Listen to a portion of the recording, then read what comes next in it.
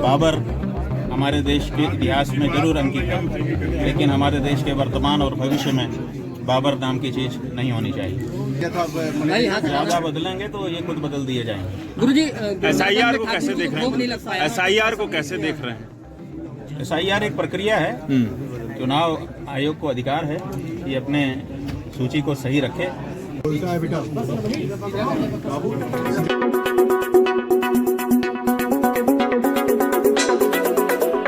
भारतीय ज्ञान परंपरा के संरक्षण को लेकर आयोजित घनपाठ विमोचन समारोह में जगत गुरु शंकराचार्य स्वामी अभिमुक्तेश्वरानंद सरस्वती जी महाराज ने कहा कि वेदों की अष्ट विकृतियां वेदों के मूल स्वरूप की अज्ञेय रक्षक है। उन्होंने बताया कि जटा, माला, शिखा, रेखा, ध्वज, दंड, रथ और घन जैसे विकृति पाठ वैदिक मंत्रों के अक्षर, स्वर, मात्रा की शुद्धता को सहस्त्र शब्दियों से सुरक्षित रखते आ रहे हैं।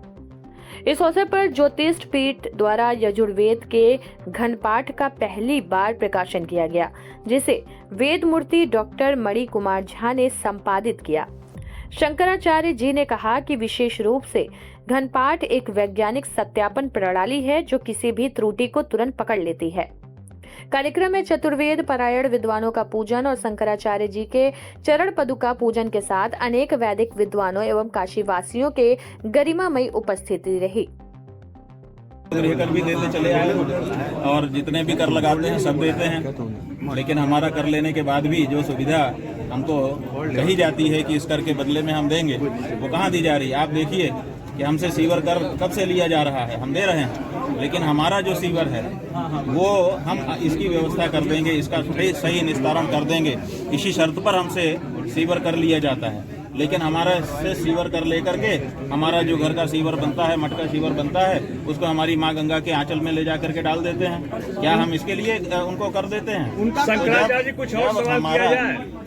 शंकराचार्य जी, आप सही उसका विनियोग नहीं करते हैं तो आपको लेने का कहाँ अधिकार है? शंकराचार्य में कोलकाता में 4 बाबरी मस्जिद बनाने की घोषणा की गई, वहाँ पे बात यह है कि हम लोगों को जो कहना था हम लोगों ने कह दिया है।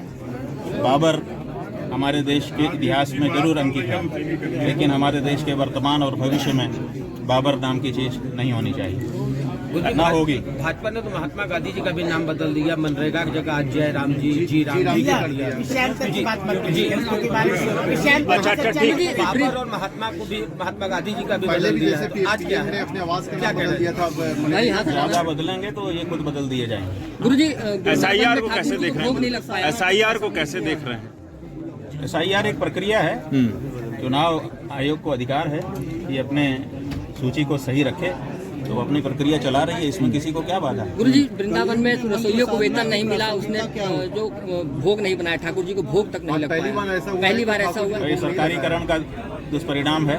सरकारीकरण में यही सब तो होगा। ना भगवान को विश्राम करने दिया जा रहा है और ना भगवान की ठीक से पूजा हो रही है, ना उनका रागभोग हो रहा है। आप बताइए, जब गोवर्धन पर्वत धारण किया था भगवान ने तो 7 दिन तक मूसलाधार वर्षा हुई थी, तो 7 दिन का जो 8 टाइम का भोग था, 8 सते 56 भोग लगाया था यशोदा माता ने। तो इसलिए भगवान का एक भी भोग चूकना नहीं चाहिए। अगर चूक गया है तो दोबारा 56 भोग लगा करके उसका परिमार्जन करना। गुरुजी, दोषी किसको मानते हैं? दोषी तो ये जो सरकारीकरण वहाँ पे चक्र चल गया है, यही है, और कौन है? सरकार को कहाँ परवाह है कि भगवान की क्या पूजा होती है? न केवल शुक्ल यजुर्वेद संहिता का घनपाठ पूरी संहिता का ग्रहण किया, उसका उच्चारण करने में समर्थ हुए। अभी आपने देखा है कि काशी में दंडक क्रम पारायण हुआ है। वो दंडक क्रम पारायण जो है, उसी क्रम में जो सबसे बड़ी विकृति है घनपाठ, उस विकृति को आत्मसात किया है मणि द्राविड़ जी ने, और काशी में रह करके उन्होंने ये साधना की है। और पहली बार दुनिया के सामने, अभी तक घनपाठ के बारे में ये नियम था कि शुद्ध परंपरा से उसका उच्चारण किया जाता था, लोग उसको सुन सकते थे, लेकिन ये पहली बार हुआ है। ये देखिए, इस रूप में एक एक अक्षर घनपाठ का मुद्रित कर दिया गया है और पहली बार इसका प्रकाशन काशी में हुआ है। तो ये जो लोग नहीं समझते हैं कि वैदिक विद्वान कितना परिश्रम कर रहे हैं, उनको इस बात को से समझ में आएगा जब वो आएंगे, आकर के वेद विद्या को छपा हुआ बड़े प्रमाण में देखेंगे कि इतने पन्ने हैं, और फिर उनके एक पन्ने को उठा करके अगर वो पढ़ना चाहेंगे अगर हम कहें कोई आप लोग फोकस कर दें, कोई इसमें से एक लाइन पढ़ दे तो पढ़ना मुश्किल हो जाएगा। लेकिन इन पंक्तियों को हमारे जो वैदिक विद्वान हैं वो आत्मसात करते हैं, पूरा जीवन लगा देते हैं और ऐसी ही परंपरा से करोड़ों वर्षों से वेद के एक एक अक्षर को अनुपूर्वी रूप से वो सुरक्षित करते चले आए हैं। ये पूरे विश्व में अनूठा इनका उपकार है। जो यूनेस्को संस्था है, आजकल आप लोग जब पाश्चात्य कोई व्यक्ति प्रमाण पत्र देता है तब मानते हैं, यूनेस्को भी इसको अमूर्त धरोहर के रूप में घोषित करता है और ये कहता है कि पूरे विश्व में अपनी थाती को सहेजने का जैसा उपक्रम भारत के ब्राह्मणों ने किया है, ऐसा उपक्रम कोई दूसरी कौम नहीं कर पाई है।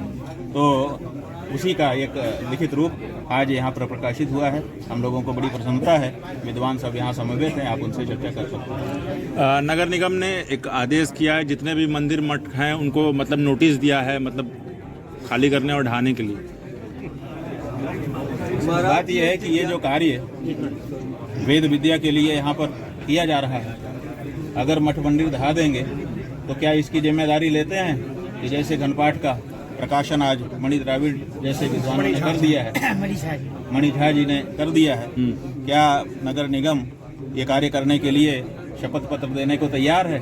अगर तैयार है तो हमें क्या जरूरत है? लो तोड़ दो मठ, तुम कर दो ये काम, लेकिन तुम नहीं कर सकोगे।